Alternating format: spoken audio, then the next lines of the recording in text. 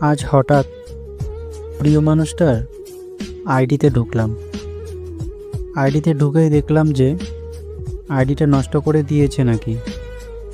Facebook থেকে আমায় block করে দিয়েছে, আমি জানি না, কিন্তু পুরনো সেই মেসেজগুলো ছিল। আমিও সেই মেসেজগুলো পড়তে শুরু করলাম। তখন রাত 11টা বাজে। মেসেজগুলো পড়তেই পড়তে দুটি চোখে জল বেরিয়ে গেল।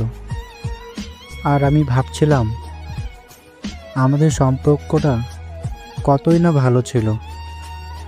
যখন মেসেজে শেষ পর্যন্ত এসেছি তখন আমি কিছু বুঝতে পারছিলাম না।